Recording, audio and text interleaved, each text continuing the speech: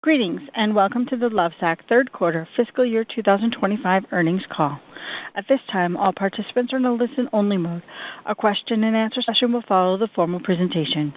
If anyone should require operator assistance during the conference, please press star zero on your telephone keypad. As a reminder, this conference is being recorded. I would now like to turn the call over to your host, Ms. Caitlin Churchill, Investor Relations. Thank you. You may begin. Thank you. Good morning, everyone. With me on the call is Shawn Nelson, Chief Executive Officer, Mary Fox, President and Chief Operating Officer, and Keith Siegner, Chief Financial Officer. Before we get started, I would like to remind you that some of the information discussed will include forward-looking statements regarding future events and our future financial performance. These include statements about our future expectations, financial projections, and our plans and prospects. Actual results may differ materially from those set forth in such statements. For a discussion of these risks and uncertainties, you should review the company's filings with the SEC, which includes today's press release. You should not rely on our forward-looking statements as predictions of future events. All forward-looking statements that we make on this call are based on assumptions and beliefs as of today, and we undertake no obligation to update them except as required by applicable law. Our discussion today will include non-GAAP financial measures, including EBITDA and adjusted EBITDA. These non-GAAP measures should be considered in addition to and not as a substitute for or in isolation from our GAAP results. A reconciliation of the most directly comparable GAAP financial measure to such non-GAAP financial measure has been provided as supplemental financial information in our press release. Now, I would like to turn the call over to Shawn Nelson, Chief Executive Officer of the Lovesac Company. Shawn? Good morning, everyone, and thank you for joining us. I'll start by sharing a high-level overview of our third quarter results and outlook. Then Mary Fox, our President and COO, will discuss our key growth initiatives. Finally, Keith Siegner, our CFO, will review our financial results and a few other items related to our outlook in more detail. Turning to the highlights of our Q3 results. Total net sales were $149.9 million, reflecting a year-over-year decline of 2.7%. As you're aware from many others in our category, headwinds clearly persisted in the pre-election period. For us, we felt this in some pressure on average order size, where we saw encouraging growth in quotes for very large setups, but less conversion of those quotes than we expected. Total omnichannel comparable net sales decreased 8.3%, which was partially offset by new and non-comp touchpoint contributions. Adjusted EBITDA and net loss were pressured by deleverage in SG&A, partially offset by gross margin expansion and leverage in advertising and marketing. Despite the quarter results being below our recent trends and expectations, the third quarter still represented market share gains against a category that was down high single digits and saw us end the quarter with our highest pre-holiday cash balance in years. Underpinning our performance is our highly productive omnichannel footprint, which is built upon our Designed for Life platform, enhanced by the love evidenced in our customer engagement, compounded by compelling marketing, and reinforced by our accelerating focus on product innovation. Demonstrating our commitment to innovation, in Q3, we successfully entered the case goods category with our AnyTable, completed an overhaul of our surface products, like the drink holder, coaster, and the new tray, and addressed a common request from our fans by offering insert protectors. All of these new introductions expand our prolific Sactional platform in ways that make it even more competitive in the marketplace, while simultaneously driving repeat business through add-on opportunities to keep our install base of over 1 million households coming back for more. More details to come. As we are now well into Q4, we're also super excited to have even more new product news to share. We recently launched the Charge Side extension to our StealthTech platform. Now you can add charging to any Sactional side, even without the full surround sound embedded. Also, thanks to collaborative work done by many teams, we were able to pull forward and soft launch the long-awaited Sactionals recliner. This is the world's most innovative power recliner. If you haven't done so already, you really need to find your way into any one of our 258 proper Lovesac showrooms to experience this sleek, sophisticated, zero wall clearance, rearrangeable marvel of engineering in person. Besides kicking back and enjoying the zero gravity positioning, take the time to remove the cushions and look under the hood. This is a thing of beauty. Nearly 3 years and more than 80,000 design and engineering hours went into the creation of this product that we'll be selling now for decades. Of course, it can be utilized seamlessly with any Sactional setup ever sold. It simply replaces one seat. It works with the sides, these are the arms and backs, that our customers already own. But even more miraculously, it can be set up to function wideways or deepways in any Sactionals configuration. It is smooth and silent. It is durable. And of course, Lovesac comfy. It is truly the only designed-for-life recliner on Earth, and there are numerous patents pending and issued relating to it. To frame up the market opportunity a bit, a full 25% of the broader sectional category demands reclining capabilities. As successful as we have been to date with Sactionals, we believe Sactionals are currently the best-selling sectional platform in the U.S. already. We have been effectively locked out of this huge recliner market until we launched this product just a few weeks ago. Already, it is exceeding our expectations in terms of our internal attachment rates and customer feedback. As I just explained, the reclining seat is reverse compatible, but it is also future compatible in ways we have not yet revealed. The reclining seat really says to existing Sactionals customers, the investment you made in Sactionals maybe years ago was one of the best investments you ever made. You can trust Lovesac to continue to expand its product catalog in ways that makes your original purchase with us more valuable and compelling over time, not less. This way of doing business is 100% unique to the world of consumer goods and retail. This is designed for life in action. We are proud of it. Clearly, the pace of innovation has step-changed higher at Lovesac, with many more significant product launches yet to be announced, even for fiscal 2026. Yes, I said even for fiscal 2026, which is only a few months away for us. All this innovation comes from the compounding investments made over the last 5 years, including numerous product engineers and industrial designers, specialists in research and marketing, and supply chain and sourcing professionals all working in lockstep to deliver sophisticated design-for-life solutions that we will leverage to drive new and repeat business for decades to come. We have been investing in the foundations for profitable growth for years, despite a tough category. Hopefully, you can see that these investments are now paying off, which should reinforce why we're so excited about the massive growth potential for Lovesac. At our upcoming Investor Day, to be held in New York City next Tuesday, December 17th, we'll reveal more about our strategic framework, new products and growth initiatives, commitment to operational excellence, and financial ambitions, which should supercharge our growth going forward. Despite our gains in new customers and some green shoots in attacking the repeat business opportunity off the back of these recent launches, the home category remains severely challenged, still not recovered from post-pandemic pull forward. Black Friday gave us so much to be excited about in terms of brand buzz, double-digit quote pipeline growth, and more. But as indicated by our outlook for fourth quarter, there is still lingering uncertainty holding the consumer back. We're focused on converting those clearly interested customers in our quote pipeline and bringing in new customers as well. But we believe it's wise to adjust our outlook accordingly, as Keith will share. In summary, we remain focused on controlling expenses and protecting profitability, even as we continue to invest prudently in what we believe is a unique and powerful secular growth story, one that is supported by an expanding portfolio of new designed-for-life product platforms that will drive future growth and expansion for this brand. Our teams are at the heart of what we do day in and day out, and they have all worked very hard to bring about the launch of the reclined seat months earlier than scheduled, even while executing through the all-important holiday season.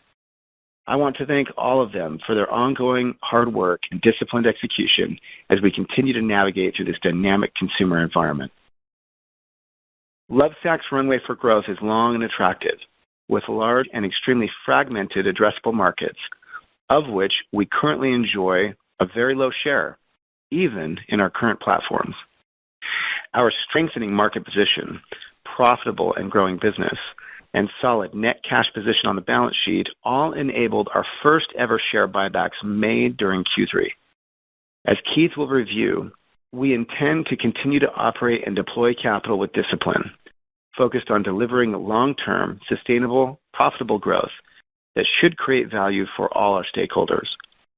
We look forward to sharing more on our long-term vision during our Investor Day, attendance by invite only, in New York City on December 17th. With that, I will hand it over to Mary to cover our strategic priorities and progress in more detail. Mary? Thank you, Sean, and good morning, everyone. As Sean discussed, our net sales of $149.9 million for quarter three were slightly down from last year, but up 11.2% on a two-year basis, even as the category remains challenging. Importantly, on a 5-year basis, net sales are up almost twofold for pre-pandemic levels compared to the comparable category performance of flattish. Our adjusted EBITDA margin has increased 895 basis points over the same time period.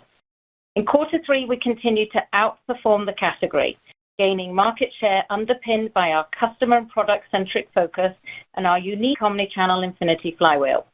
We've built a business model and a platform unlike anyone else in the category, resulting in a total addressable market opportunity that is significant. Brand health that is strong and growing, a best-in-class e-commerce experience, high-return touchpoint economics, and an advantaged supply chain. We continue to extract benefit from disciplined investments in our strategic initiatives and capabilities to set us up for enhanced underlying profitability for years to come. I'll now provide key highlights of our go-forward plans on each of our strategic initiatives. Firstly, product innovation.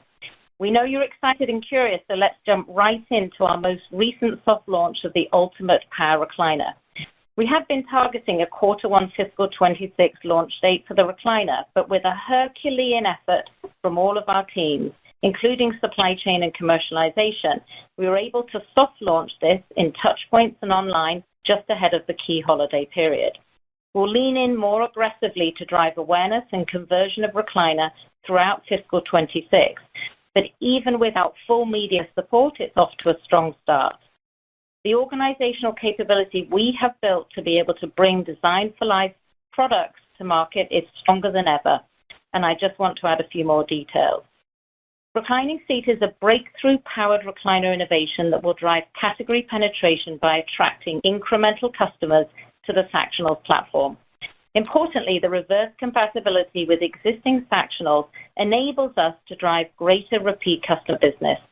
The recliner delivers unparalleled comfort and flexibility while maintaining the sleek, sophisticated aesthetic that Lovesac is known for. Unlike traditional recliners that are limited to specific spots within a couch or sectional, a single reclining seat can be positioned virtually anywhere in a Sactionals configuration and in multiple orientations. We see tremendous opportunity to open the aperture for the Sactionals addressable market by tapping into the recliner market and driving incremental customer lifetime value with this and future innovations. We will have the full launch campaign kick off early next year and look forward to sharing more with you during our Investor Day on December the 17th. We also continue to forge brand-relevant ambassador partnerships that lean into culture real time. For example, in quarter three, we partnered with Olivia Rodrigo by creating the Guts World Tour Sac for her international concert tour. Her first worldwide tour has been widely anticipated by Livy, and she has more than 30 million followers on Instagram and TikTok. The Guts Sac exploded on Instagram, both in impressions and by helping grow our follower base by more than 6 million in a matter of days. Second, our omnichannel experience. We continue to strengthen our position as a true omnichannel retailer through a combination of our physical touchpoints and our digital platform. First, during the quarter, we opened 5 touchpoints, and we remain on track to deliver at or just over 30 net new showroom openings in fiscal 25. Second, during the quarter, we continue to launch website enhancements that nurture long-term relationships with new and existing customers and support our plan to have the best-in-class omnichannel experience. We made significant enhancements to the pre- and post-purchase experiences, including an improvement to the showroom locator, as well as enhancements to MyHub, improving the post-purchase customer journey with enriched order information. Building long-term relationships with our highly engaged, addressable base of existing customers remains a significant opportunity for Lovesac and a key strategic focus as we continue to launch new products that integrate into their existing purchases. Backwards compatibility gives us a unique advantage to nurture and deepen customer relationships long after their initial purchase. On the heels of the PillowSac Accent Chair, the launch of AnyTable in Q3 assisted in driving a double-digit increase in existing customer mix and sales versus last year. In addition to attracting new customers, we will continue to leverage our loyal base of existing customers as we launch new innovations like reclining seats and child sides. Another area of strategic focus is optimizing programming for our highly engaged open quote holders. Through better data capture, we are augmenting the efforts of our amazing showroom partners, enabling us to reach out more to this audience systematically with the right message at the right time. Third is our ecosystem, which is centered around acquiring, delighting, and maintaining relationships with loyal, loving customers. We continue to leverage our marketing mix and spend throughout the quarter and strategically pulled back on linear TV during the period leading into the 2024 election. Our optimizations into video, including CTV and YouTube, are generating positive traffic trends and ROI, helping to offset continued inflationary pressures in paid search and social media. As effective as we've been in using marketing to build this beloved brand and grow net sales through good and bad macro conditions, we see significant upside potential from expanding and enhancing our marketing approach and playbook. With the Lovesac brand well-established and anchored by a portfolio of Design for Life product platforms, we are recruiting our first Chief Marketing Officer to shepherd us into the next chapter of growth. We will share developments as we have more information.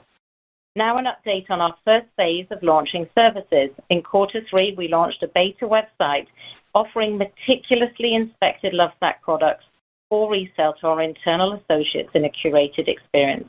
We've seen great results with this internal test, and we're looking forward to bringing the experience to our customers, leveraging open box inventory to fuel our endeavor and continuing to expand on our promise to create products that are designed for life and supported by circular operations. Finally, making disciplined infrastructure investments and driving efficiencies. In Q3, we delivered material cost of goods and inbound freight improvements versus last year through prudent management and planned infrastructure investments, both in capabilities and technology. A key element of this is our continued diversification of manufacturing outside of China, which is delivering savings on tariff costs year over year. As we mentioned earlier this year, we enhanced our inbound logistics strategy, moving from a freight forwarder model to a direct carrier relationship, minimizing our reliance on spot rates. This continues to benefit both in better overall pricing and availability of containers, as well as de-emphasizing the spot market pricing inflation, representing significant cost avoidance. From a gross margin perspective, these savings were partially offset by an increase in promotional discounting in the quarter as we continue to see higher promotional levels in the category.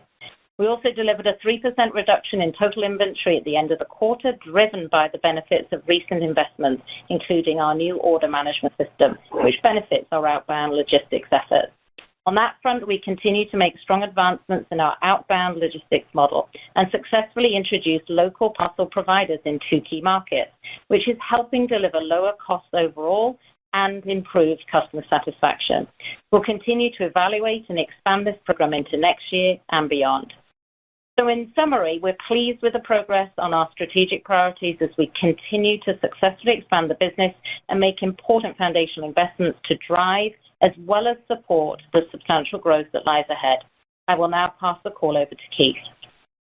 Thanks, Mary. Let's jump right on into a quick review of the third quarter, followed by our outlook for the rest of fiscal 25. At a high level, third quarter net sales fell slightly short of our guidance for the reasons Sean discussed. So disciplined management of controllable expenses enabled us to achieve the favorable end of our guided profit ranges regardless.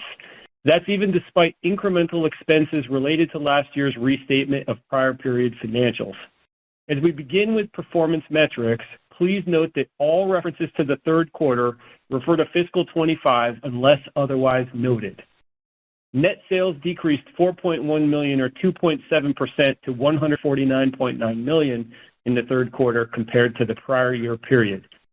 Showroom net sales decreased $7.7 million or 7.8% to $91 million in the third quarter compared to the prior year period, driven by a decrease of 8.3% in omnichannel comparable net sales, partially offset by the net addition of 28 new showrooms. Internet net sales increased $4.9 million or 12.1% to $44.9 million in the third quarter compared to the prior year period. Other net sales, which include pop-up shop, shop-in-shop, and open box inventory transactions, decreased $1.4 million or 8.6% to $14 million in the third quarter compared to the prior year period, primarily due to lower productivity of our temporary online pop-up shops on Costco.com. Open box inventory transactions with Icon were flattish year over year at $2.5 million in the third quarter. We do not currently anticipate any of these transactions in the fiscal fourth quarter. By product category, in the third quarter, our Sactional net sales decreased 2%. Sacs net sales decreased 4%. We continue to expect we will be largely caught up with the backlog on StealthTech and PillowSac Accent Chair in the fourth quarter. Combined, these accounted for less than $5 million in transfer of net sales from second and third quarters to the fourth quarter. Our other net sales, which includes decorative pillows, blankets, and accessories, decreased 16% over the prior year period. Gross margin increased 110 basis points to 58.5% of net sales in the third quarter versus 57.4% in the prior year period. This is primarily driven by decreases of 120 basis points in inbound transportation costs and 40 basis points in outbound transportation and warehousing costs, partially offset by a decrease of 50 basis points in product margin driven by higher promotional discounting. SG&A expense as a percent of net sales was 47.9% in the third quarter versus 43.9% in the prior year period. The increased percentage is primarily related to investments in payroll, equity-based compensation, and rent, as well as lower net sales. The increase in selling, general, and administrative expense dollars was primarily related to an increase of $5 million in payroll, $1.7 million in equity-based compensation, $0.8 million in rent, partially offset by decreases of $1.4 million in professional fees, $1.0 million in credit card fees, and $0.9 million in infrastructure investments in the business to support current and future growth. Rent increased by $0.8 million related to $1.4 million increase in rent expense from the net addition of 28 showrooms, partially offset by $0.6 million reduction in percentage rent. We expect non-recurring incremental fees associated with the restatement of prior period financials was approximately $3.3 million in the third quarter, which included the settlement with the SEC. These are very difficult to forecast, and while we would hope these should be much smaller going forward, we'll continue to highlight any, if applicable, each quarter. Advertising and marketing expenses decreased $1.2 million or 5.5% to $19.9 million for the third quarter compared to the prior year period. Advertising and marketing expenses remained flat at 13.3% of net sales in the third quarter compared to 13.7% of net sales in the prior year period. Operating loss for the quarter was $7.7 million compared to $3.6 million in the third quarter of last year, driven by the factors we just discussed. Before we turn our attention to net loss per common share, and adjusted EBITDA, please refer to the terminology and reconciliation between each of our adjusted metrics and their most directly comparable GAAP measurements in our earnings release issued earlier this morning. Net loss for the quarter was $4.9 million or negative 32 cents per common share compared to net loss of $2.3 million or negative 15 cents per common share in the prior year period. During the third quarter, we recorded an income tax benefit of $2.1 million as compared to $1.0 million in the prior year. Adjusted EBITDA for the quarter was $2.7 million as compared to $2.5 million in the prior year period.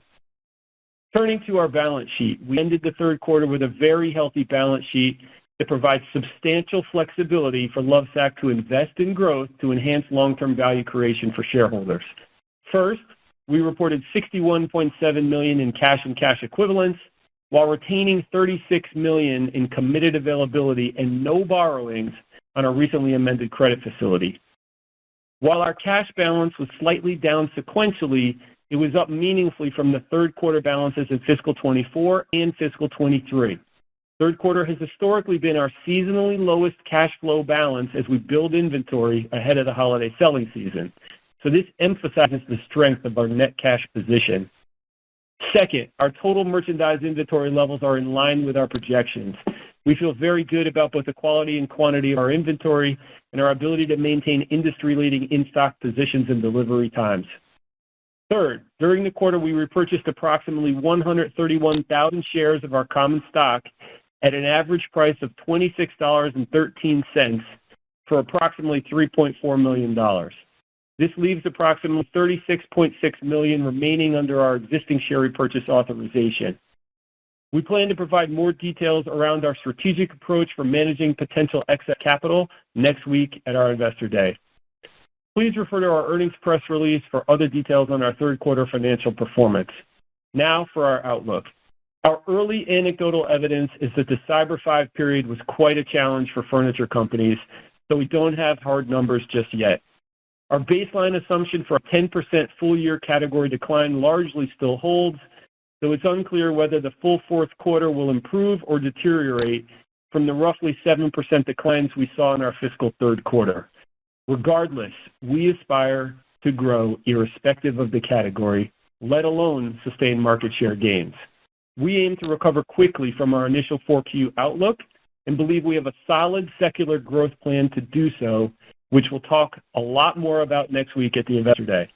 Plus, as always, owing to our unique business model, we are primed to capitalize on the category rebound as soon as it happens and in more real time than our peers.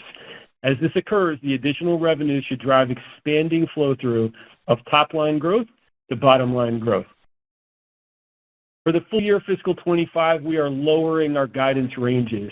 We estimate net sales of $660 million to $680 million. We expect adjusted EBITDA between $37.5 million and $48.5 million. This includes gross margins of 58 to 59%, advertising and marketing of approximately 13% as a percent of net sales, and SG&A of approximately 42% as a percent of net sales. We estimate net income to be between $4.5 and $12.5 million. We estimate diluted income per common share in the range of 27 cents to 74 cents, and approximately 16.9 million estimated diluted weighted average shares outstanding. As a reminder, fiscal 25 will contain 52 weeks versus fiscal 24, which contained an additional 53rd week in the fourth quarter. For the fourth quarter, we estimate net sales of $221 to $241 million. We expect adjusted EBITDA between $43 and $55 million. This includes gross margins of approximately 60.5%, advertising and marketing of approximately 11.5% as a percent of net sales, and SG&A of approximately 29% as a percent of net sales. We estimate net income to be between $28 million and $36 million.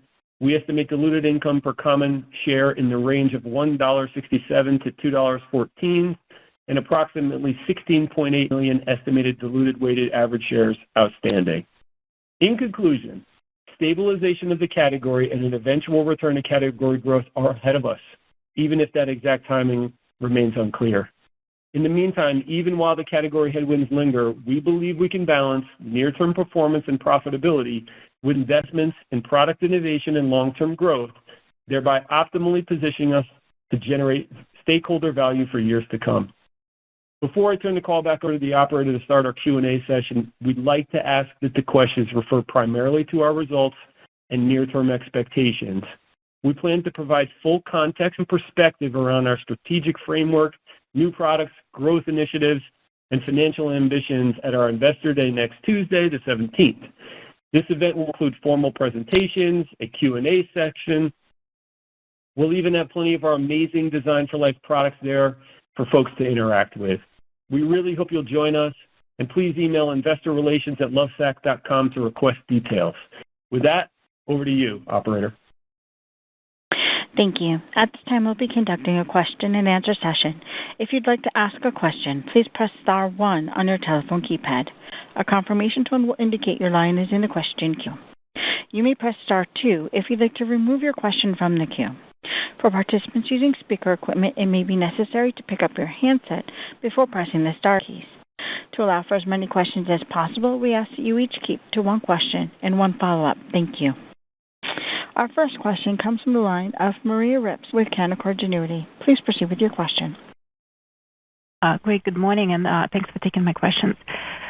First, I just wanted to ask about your Q4 outlook. So if we look at your sort of updated guidance versus prior implied outlook, can you maybe share a little bit more color on how much of that sort of delta is sort of attributable to the changes in factors that you talked about last quarter, like catching up on delayed shipments, new products, and just broader category improvement? Sure thing. Thanks. I'll kick this off, and then I'll pass it over to Sean to talk a little bit more about some of the details. Honestly, the biggest delta between the previous guidance and now is the category. There were relatively few surprises in terms of the backlog amounts, as we talked about last quarter, it being in the mid-single-digit millions or in the single-digit millions, and turned out to be a little less than $5 million. The supply chain teams did a great job getting StealthTech back in stock after some delays in long lead times that we had in sourcing. So most of all of those factors were relatively consistent. And even, actually from a recliner perspective, pulling it forward and soft launching it has been very encouraging to us. We've seen great feedback and great interest. And I'm sure we'll get into that more on this call, but that's been quite encouraging to us. Really what it boiled down to was conversion of quotes. So, Sean, why don't you talk a little bit about more what we've seen in terms of that dynamic? Yeah, I think the most heartening thing about what we're seeing in the business is our quotes way up year over year. This is the business functioning as it's supposed to, other than at conversion, which, as we're experiencing anecdotally, customers being more cautious with their spending, particularly pre-holiday. Look, the year is not over, and we're going to fight until the last minute to drive sales, drive revenue, and put more people into fold of our Lovesac family, because that's where the repeat process begins. And now that we have a full suite of products, including the recliner that we just pulled forward to launch early, which is driving tremendous new business for us as well as repeat business. Obviously, not enough to offset this, headwind that we're seeing in this category that continues to persist. It's well over a couple of years now, going on 3 years of severe headwinds, and we recognize that. Meanwhile, we're innovating, and we've got exciting news to share next week at the Investor Day. And so while we are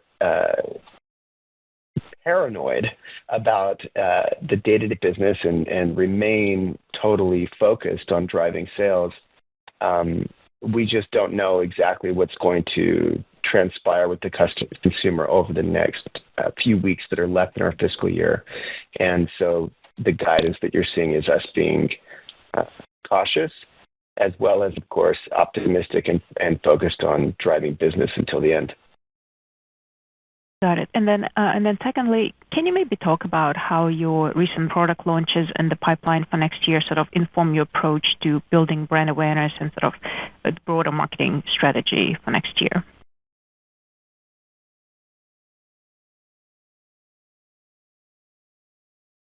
Sean, I think you're on mute. Yeah, you're going to see a further expansion of our Design for Life strategy rolled out. I mean, what's, I think, most exciting is as you're seeing with all of the launches this year, the pace of innovation at Lovesac is increasing. It used to be, 2 or 3 new introductions a year. Now, we've done more than half a dozen this year.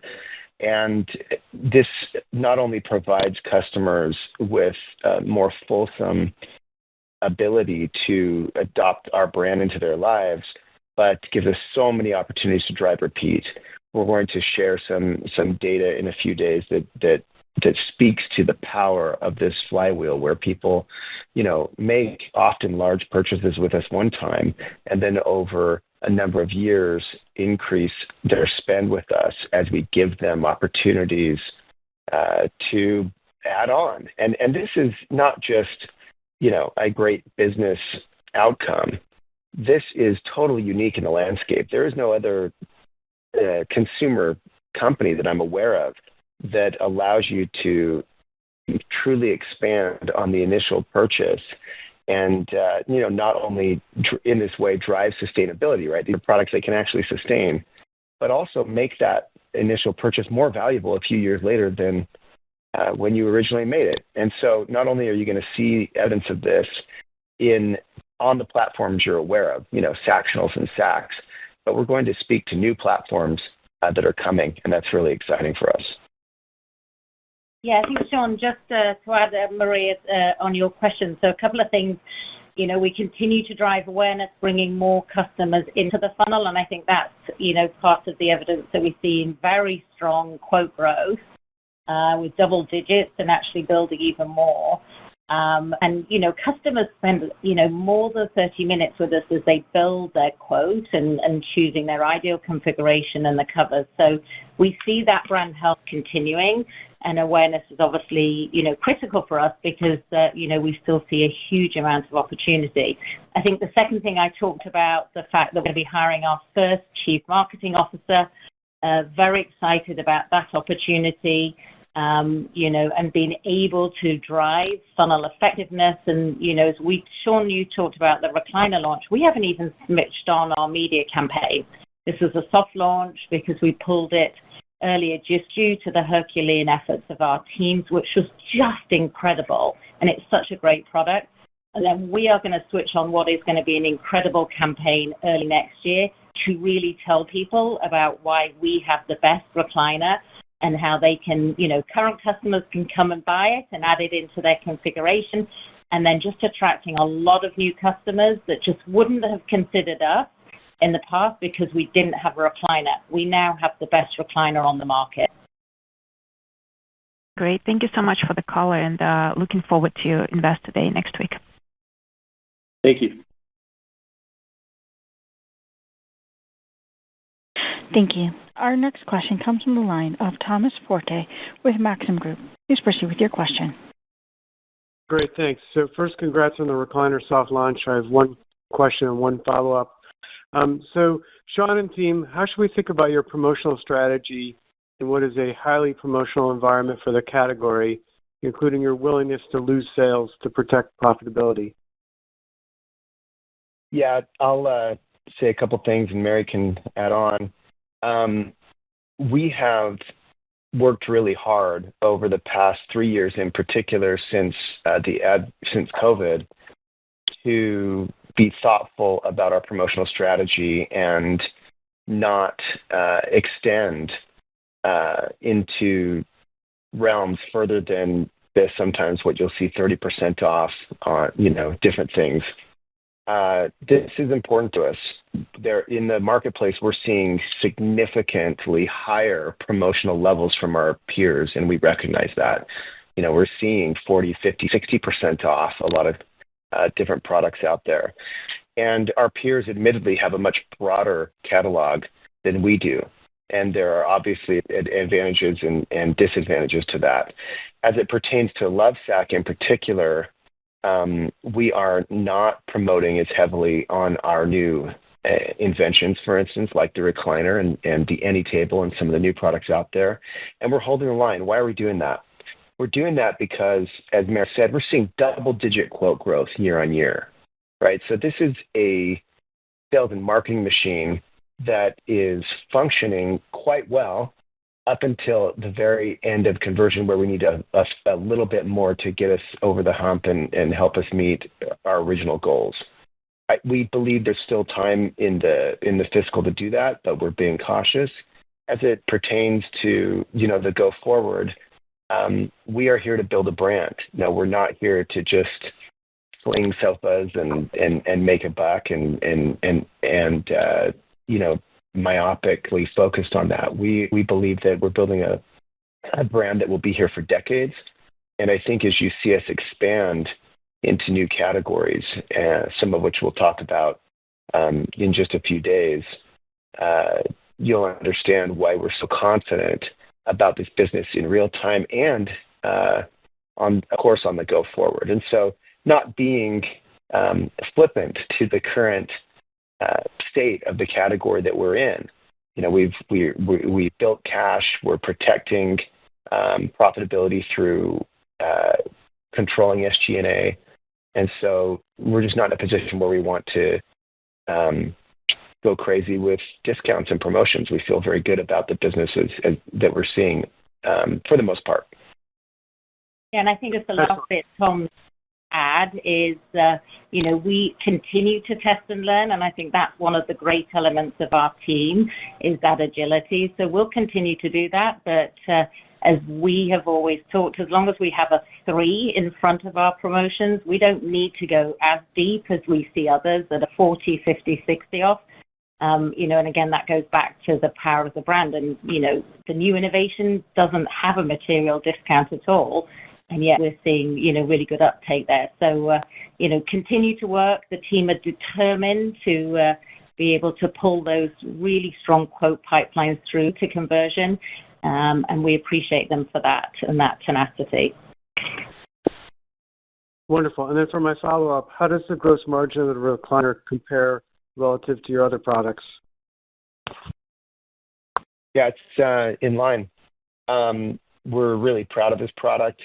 We've targeted to have it be in line with our overall gross margin profile. We're proud of our gross margins. As you know, they're perhaps the highest in the category or amongst the highest in the category. And we're seeing significant adoption of the recliner at the moment, almost 50-50 between customers that exist and new customers, obviously adding it into their configuration. So it's off and running, and we haven't even begun advertising it to its full extent. Thanks for taking my questions.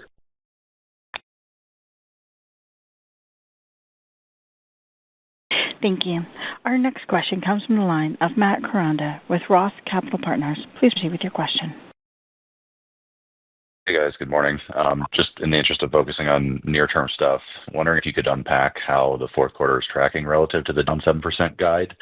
I guess, what did you see specifically during the Black Friday, Cyber Monday period? Was it sort of negative, high single digits in line with that guide? And then maybe, Keith, could you share the underlying omni-comp assumption that's embedded in the fourth quarter guidance? Just trying to get a sense for apples-to-apples comparison because we had that extra week last year. Sure thing, Matt. So totally fair question. We appreciate that. Just to be clear in terms of the specific trends for Black Friday as to how they, fold into our full Q4 guidance, understand we're going to be, we're not going to be totally clear there for a couple of reasons. We still have a long way to go in this quarter. We have double-digit quote pipeline growth year over year. We have seen some of the, let's call it lower conversion rates, particularly at the very large configuration size. But there's a long time to go here in this quarter. There's tons of interest. We have phone numbers, email, and relationships with that entire quote pipeline of people that we are focused on converting. As Sean mentioned, we've taken a very conservative and pragmatic approach to our ability to accelerate that conversion. That's what's factored in. We would hope that we were able to be more successful at converting a lot like that pipeline through the rest of the quarter. But given the backdrop right now, we're not going to lean in too much. In terms of the guidance, the Black Friday period, the Cyber 5 period, is fully encapsulated within that updated guidance we gave for the Q4. What I would tell you is a couple things to think about with the omni-channel quotes and how it pertains to, let's call it, say, showrooms versus web and others, just that I think will be useful for you. So first, Remember in July, we had rolled out phase 2 of our My Hub, which is our omni-channel quote and CRM tool. So now, no matter where you begin your journey with Lovesac, whether it's in a showroom, whether it's on our website, whether it's any of that, you now have a full, seamless, omni-channel way to engage with us and close that quote. As expected before launch, and as we've talked about, we continue to see people come into the fold in the showrooms, but then execute or close on the web, which is driving our internet sales growth higher. So that's totally as expected, and what we want is an omni-channel brand. So when you're thinking about our omni-channel quotes and the internet sales growth that you see in the queue versus others, just keep that in mind. The trends that once you take that into account, the difference between omni-channel and revenue growth really will be consistent because the contribution from the new showroom openings on a year-over-year basis is stable Q2, Q3, Q4. So really the delta will remain the same in Q4 as well. Okay. All right. Got it.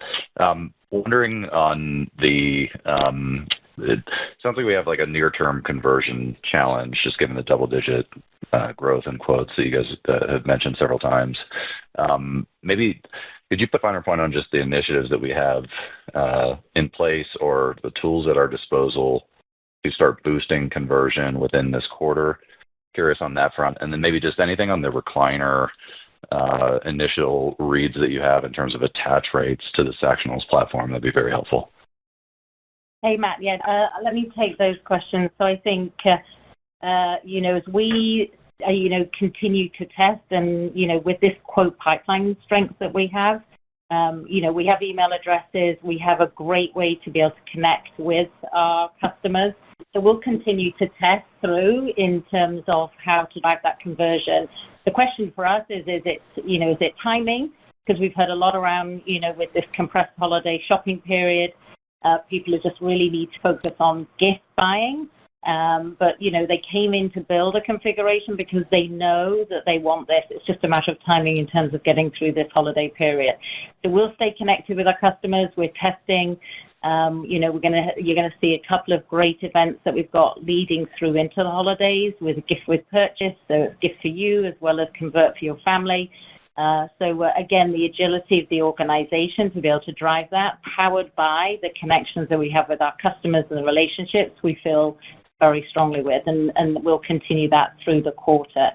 In terms of on the recliner performance, we feel really good in terms of the start. It just launched 3 weeks ago into our showrooms and online as we talked about pulling that forward and just great work with the teams.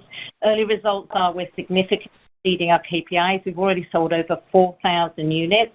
And that's to both customers that have a Sactional already and are adding it in, and they're just super excited to have that recliner component. And then also a very great level of new customers that are coming in to add that into their initial setup. And we've done this without switching on any of the media campaign or any material discount, as Sean mentioned, because we really believe in the power of this incredible innovation. Customers are coming back and they're telling us they're just blown away by the comfort. They love the fact that you're able to put it in any location of the Sactional, which is just a huge advantage to anyone else. And then also that you can actually have it set up flat against the wall without having to have any clearance, which is a huge advantage for that. So, super early days, and a lot more opportunity for us to go after the eyeballs that are buying recliners as we launch the campaign. In the meantime, zooming back up, the teams are all over the opportunity to be able to drive the improvements through quarter four, as we certainly have the customers there. We just need to get them across the line. So we're very grateful for them. Yeah, and just to build on what Mary said, I think, we're very optimistic about the period post-Christmas. Remember, our fiscal year doesn't wrap up till the end of January, which is a strong month for home decor as people, shift their thinking from entertaining or celebrating to, setting their space for the year. And it's also, as Mary said, a shortened holiday season. right? And so I think the frenetic pace of holiday buying and, being an election year, all these things pile on to really change the dynamic of purchasing. So you might say, why not, leave your guidance where it was or chase that? Look, we're seeing these shifts in real time. We remain optimistic. We have a lot of tools at our disposal. And this quote pipeline that Mary speaks of is, just to put a finer point on that, really unique to Lovesac. Let me explain why. While it's certainly not unique in the furniture landscape to come into some of our better competitors and, generate quotes for different things, there is no way to transact on Sactionals, particularly in a showroom, without a handheld experience with one of our tremendous frontline salespeople. They're good at what they do. You're going to play with some blocks. You're going to look at all the add-ons that can be quite complex, from stealth tech to deep sides to your reclining seats to your choice of arms. This requires a quote process that gives us not just the customer's email, but their phone number in most cases. We're texting, we're calling, we're working and clienteling in ways that I think a lot of businesses don't and can't, because either the information wasn't gathered as people wander around showrooms and look at price tags and make their own notes, which you can't really do at Lovesac, or from our e-commerce competitors where, no such clienteling is possible. And so Lovesac, this is a really unique strength for Lovesac, and that's why, I think if we sound calm in the face of some of these headwinds, it's because we're seeing just significant quote growth. We will find a way to close a lot of it. It's just a question of whether we'll close it enough of it before the end of this fiscal year exactly. And so we continue to charge forward and appreciate the questions. Okay, guys. Thank you for all the detail, and I'll leave it there and look forward to next week. Thank you. Our next question comes from the line of Alex Furman with Craig-Hallum Capital Group. Please proceed with your question. Hey, guys. Thanks very much for taking my question. I'd love to ask about the transition to the new media buying agency. I think I remember earlier this year there were some headwinds just during the very early days of the transition. Now that you've had more time and some experience during the peak holiday season, can you talk about how that transition has gone and if you think that was a good move? Hey, Alex, thank you so much. Yes, we continue to see, based on our media performance and the return on ad spend, we feel very good about that transition. As we'd shared before, it was choppy in quarter one as we moved everything across, but their performance has continued to be a lot stronger, both in buying power, so their ability to get access to much better pricing, as well as even just much better media spots. So we've been investing in things like NBA, which we know is having a key cultural moment and a lot of uplift in terms of customers really watching that medium, as well as even just a lot more optimization as we see inflation in paid search. They're continually moving and driving at a lot more real time than we were able to do a year ago. So, from that side, we feel very good on their performance, and obviously that's led with our teams working with them. We do, though, see a continued opportunity as we've talked about the strength of our brand and being able to drive that accelerated conversion. So we're going to continue to test and learn. Again, they have more resources that are able to be doing that for us. And we're seeing, even more step into things like influencer marketing that, we've done a great job with, but the teams are really starting to drive that more. And then I think the last piece is just the digital marketing efforts, really heavily focused around localized, targeted tactics to get shoppers in to our Lovesac touch point and build a quote and have a demo. I think, as Sean talked about, is just such an important part of our, media effectiveness. So feel good. I think continuing to drive that spend through quarter four and looking forward to obviously seeing those improvements come through. Okay, thanks very much, Mary. Appreciate that color. Thank you, Alex. Thank you. Our next question comes from the line of Brian Nagel with Oppenheimer. Please proceed with your question. Hi, this is Andrew on for Brian. Thanks for taking our questions. So the first is just kind of a follow-up to a lot of the commentary around Q4 guidance. I know in your prepared remarks, Sean, you commented on the near-term weakness around pre-election period, while also noting the market share gains and the strength in the competitive positioning around recent product launches. So I guess the question is really, what are you seeing in this post-election period and how we should balance the commentary around product launches being positive and potentially market share gaining with also softer top-line guidance for Q4? Yeah, great question. It's a mixed bag for sure. We certainly were interested to see how the consumer would react post-election. Pre-election choppy for all the obvious reasons. And post-election for this category has continued to be about the same. We haven't seen a major shift in consumer behavior that perhaps we were hoping for. On the other hand, as we said, this combination of the increased quote pipeline, people are out there, people are shopping. They're just being a lot more cautious with their wallets and, being more considered, especially in this shortened holiday period. As it pertains to market share gains, our comments and conclusions there come from the fact that Lovesac has continued to beat the category, despite the fact that we're a little bit down flat, depending on which metric we're talking about. The category is double-digit down and has been for a very long time. And so we feel good that we are gaining market share. We also are, we have a real-time or near real-time brand tracker. Lovesac is data obsessed, right? And so we're looking at how our brand compares to other brands in the marketplace. We have very detailed research in the landscape that we pay close attention to, and we feel good about the efficacy of our top-of-funnel and mid-funnel marketing, really all the way through. We're just not closing on quite enough quotes in real time before Christmas to make us feel uber confident about the guidance that stood before. And so we'll see what happens post-Christmas. We will continue to pull levers. We will continue to find more clever ways to promote, more clever ways to communicate. And, we're cautiously optimistic. But so far, it's been steady as she goes, which in this environment for this category is not ideal. And we're recognizing that.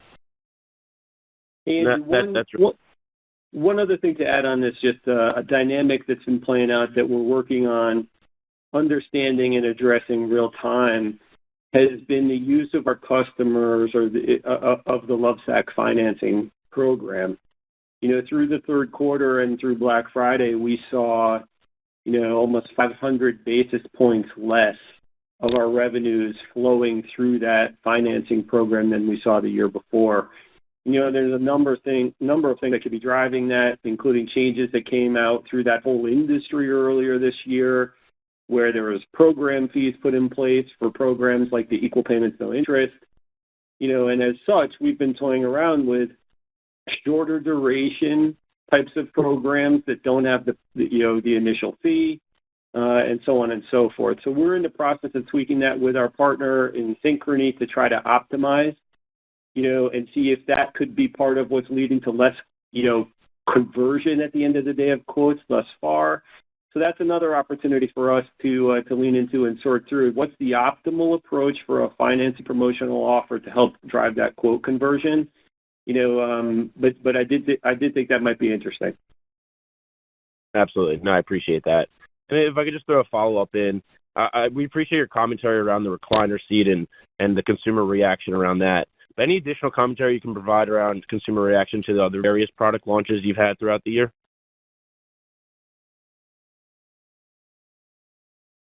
Hey, yes, Andrew.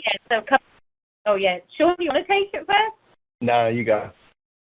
Yeah, so, we've shared with you before, AnyTable came out, in quarter three, and, we're seeing a great opportunity with current customers where they're adding in AnyTable.